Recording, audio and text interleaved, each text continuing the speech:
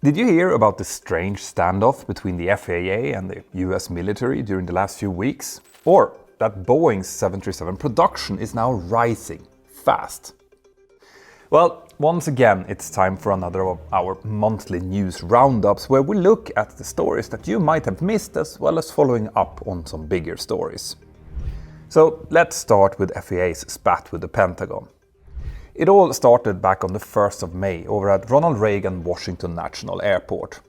At around 2:30 in the afternoon, local time, air traffic controllers quickly had to tell two jets to go around, just as they were about to land. These two flights, Delta Airbus A319 and a Republic Airways Embraer 175, also operating for Delta, then followed the controller's instructions and climbed away to safety, after which they both came back and landed about 10 minutes after their go-arounds. So, what had happened to cause those go-arounds?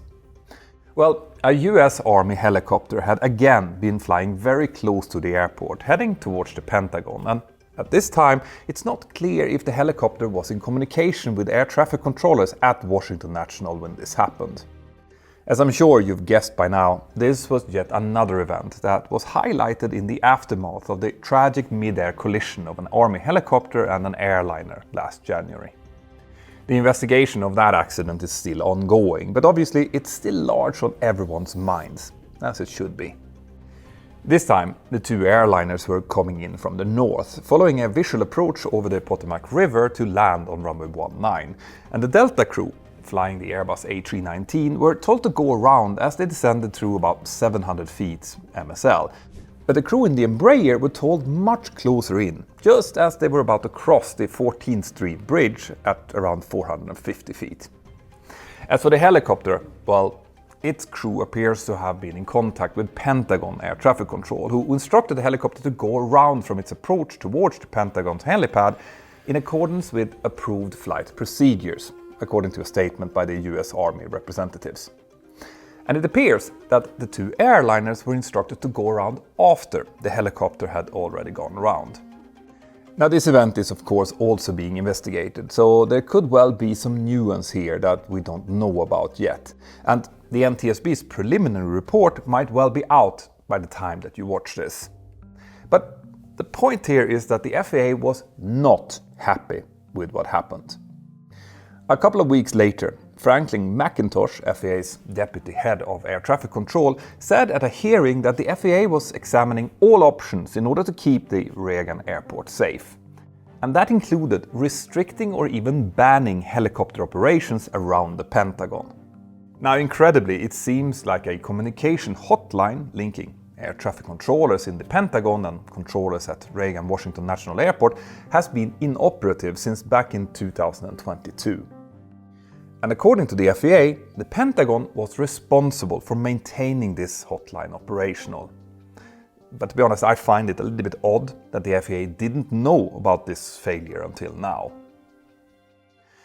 It's also worth highlighting here just how close the Pentagon is to the Reagan Washington National Airport. And just to the northwest of the Pentagon then lies the Arlington National Cemetery. And you may remember the story of a flight of fighter trainers who were doing a flypast for a funeral over there, leading to another disruption at the Washington National Airport a while back. It also appears like the helicopter flight heading towards the Pentagon on May the 1st was a training flight.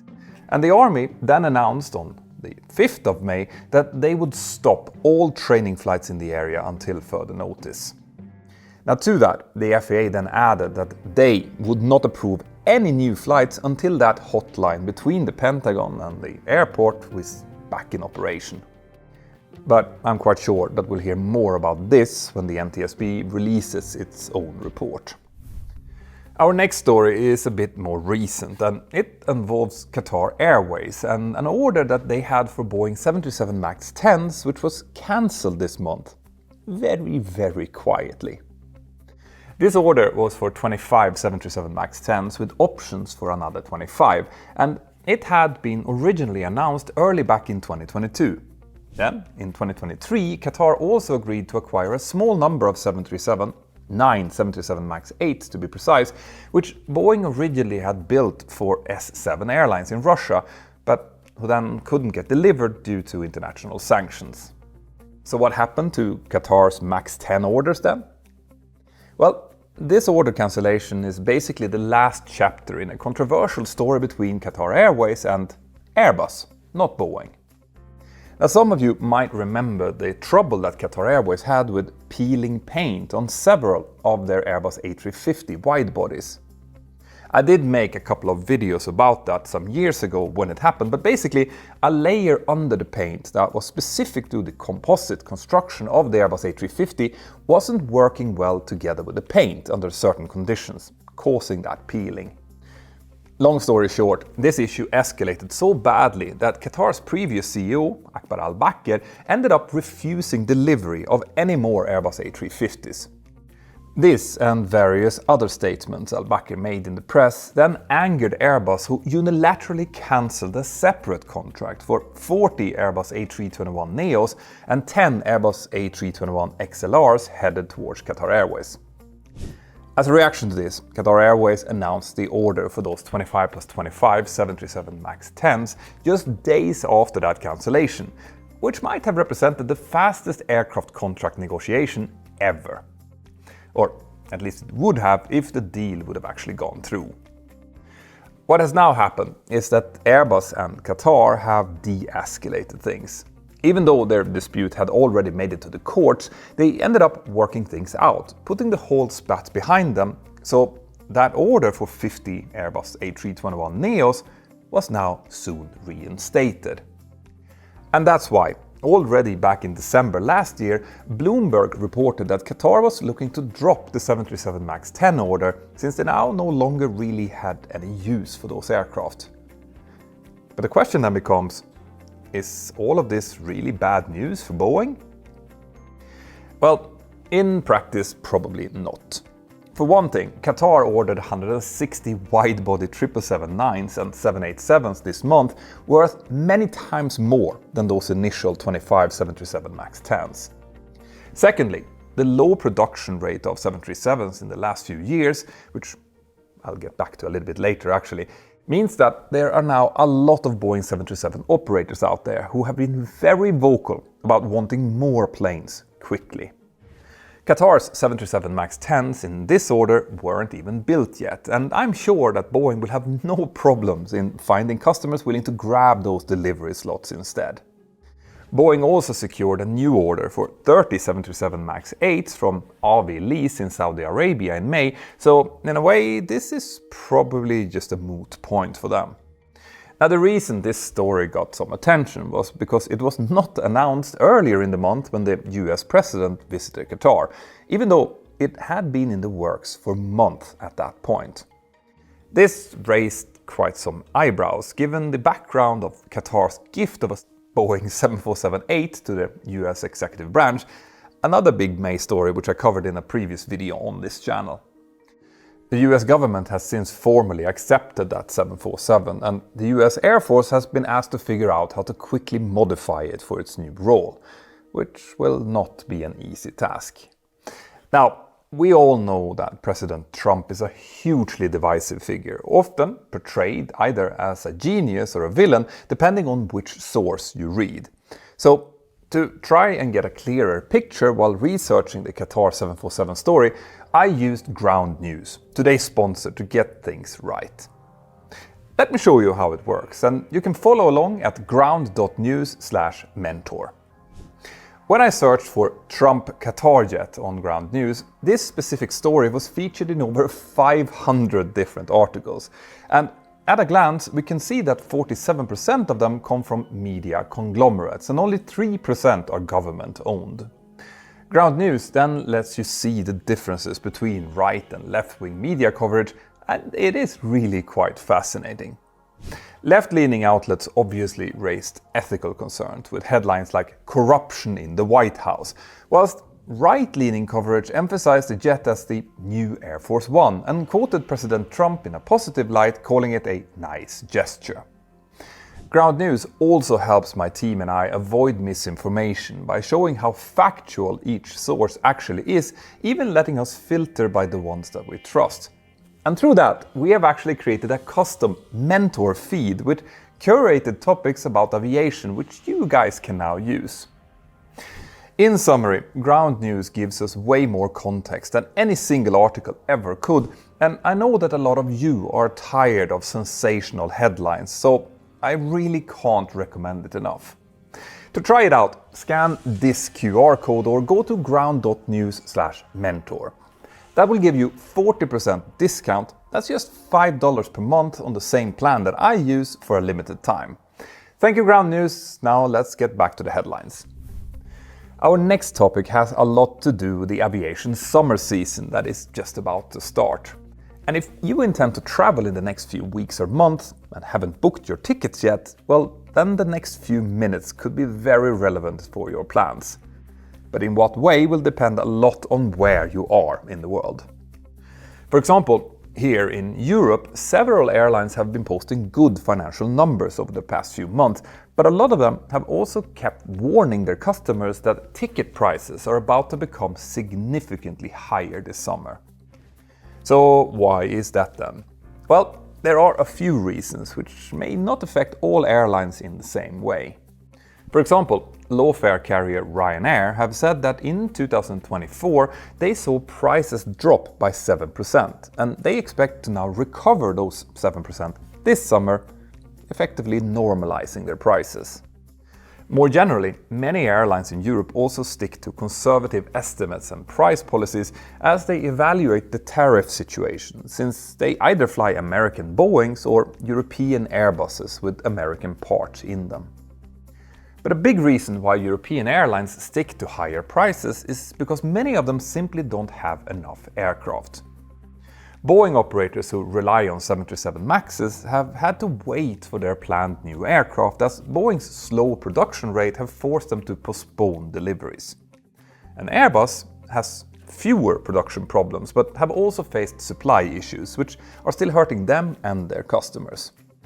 And on top of this, airlines like Wizz Air, Lufthansa and Aegean operate Airbus A320s and Airbus A321neos using Pratt & Whitney geared turbofan engines, which, as we've seen on this channel previously, have needed lengthy unscheduled inspections and maintenance that could still limit the availability of their fleet for some time to come. All of this means lower supply of flights, with a maintained demand, hence higher prices, so get those tickets fast.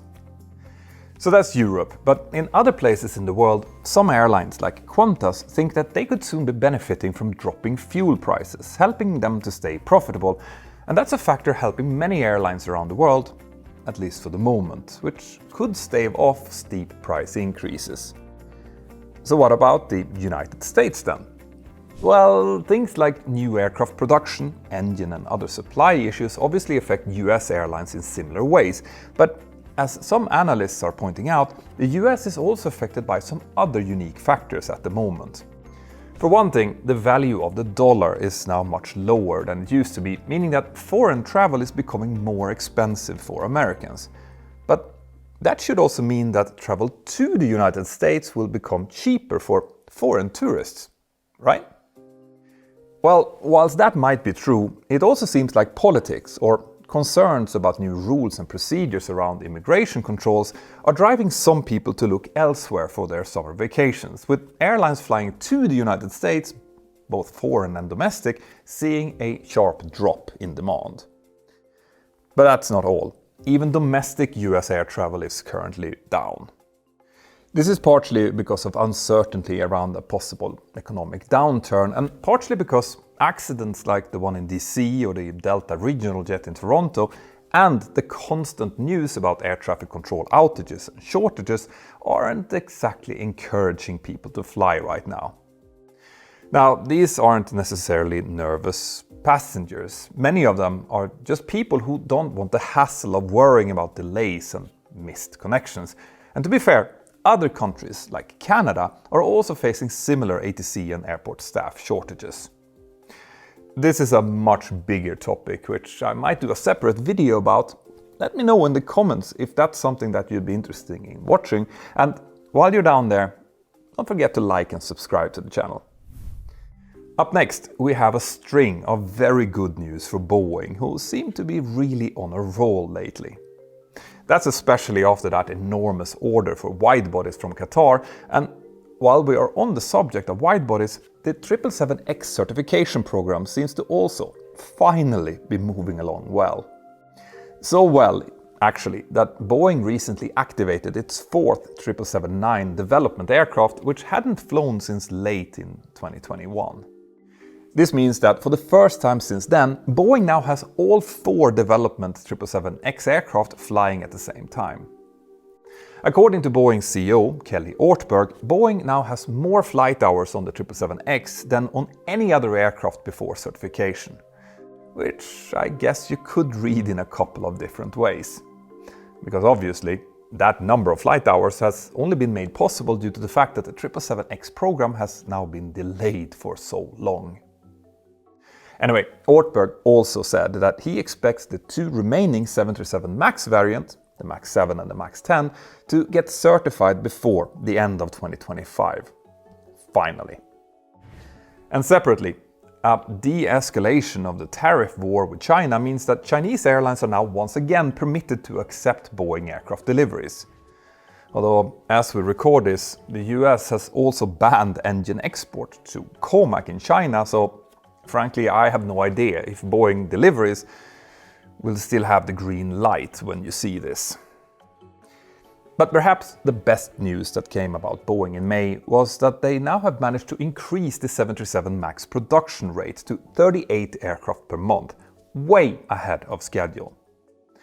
After the MAX 9 door blowout in January last year, the FAA limited Boeing to a production rate of max 38 737s per month, but in practice Boeing had not been able to make anywhere near as many as that, falling to single-digit figures early in 2024. And then, of course, the strike last fall stopped their 737 production completely for several months.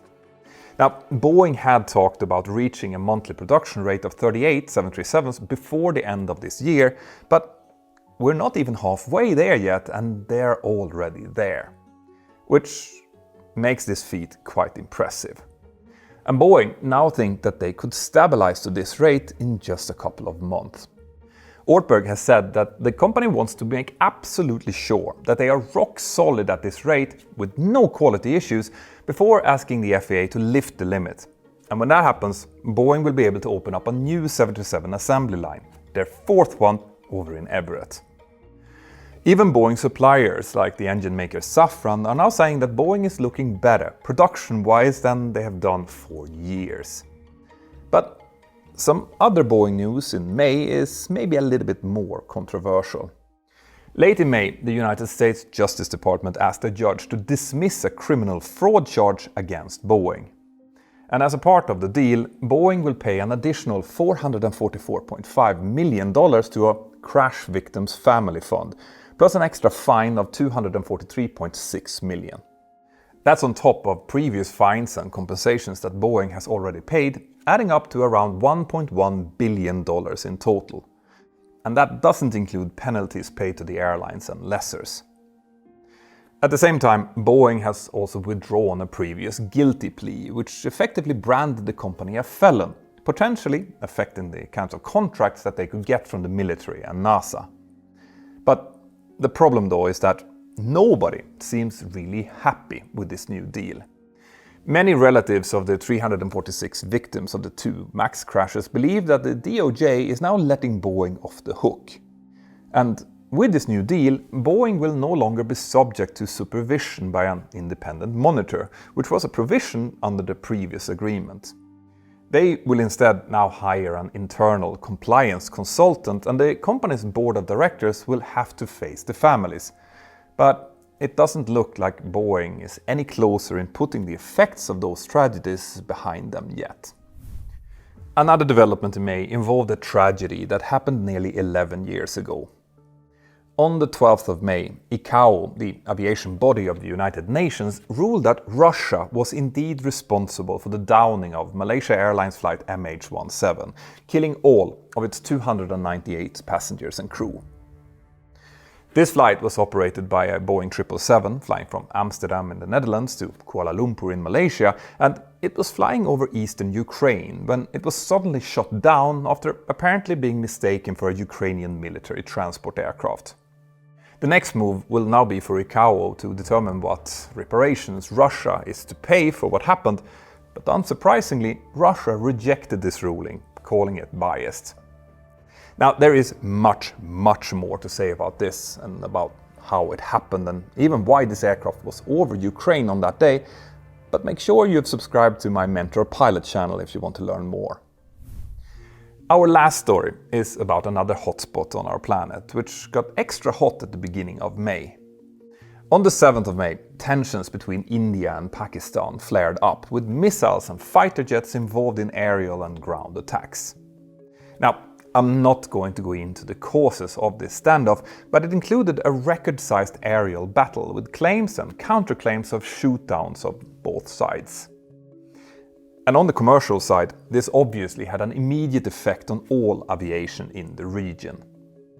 Firstly, airliners flying over or near India and Pakistan had to rethink what they should do, with many airlines cancelling or rerouting their flights. According to authorities in Pakistan, there were 57 commercial jets over its airspace when India's attack started. But there were also some longer-term effects from this conflict. On the 16th of May, Air India asked the country's officials to stop a long-term lease agreement between its rival, Indigo, and Turkish Airlines. Indigo has an all-Airbus narrow-body jet fleet, but they are also leasing a pair of Turkish Airlines Boeing 777s for its long-haul routes. According to reports, Air India's reasoning for this request was that Turkey supports Pakistan in the recent conflict, and also that the lease has an impact on Air India's own business. Even before this, Indian authorities had revoked security clearances for a Turkish airport services company, citing national security concerns relating to the conflict. Now, it seems like Indigo had actually anticipated such a development. Besides Turkish Airlines, Indigo also has a similar wet leasing agreement with Norway's Norse Atlantic Airways, initially for only one Boeing 787 and its flight crew, but with 3 more due soon. On the 8th of May, just one day after the aerial standoff and a week before Air India's intervention, Indigo announced an extension of this deal with Norse for 2 more Boeing 787s, showing just how quickly national events can bring changes in international partnerships, basically in any industry. So, what other aviation stories did you see recently that you think that I should cover in my next monthly news roundup video? Let me know in the comments below, and make sure that you check out the special deal from our sponsor. Also, I really hope you haven't missed that Ben and I have started a podcast called Captain Speaking, where we speak unscripted and candidly about everything that goes on, both in aviation and outside. Now, the podcast has its own YouTube channel, which I will link to here, but you can also listen to it on Spotify or wherever you get your podcasts. Have an absolutely fantastic day wherever you are, and I'll see you next time. Bye-bye.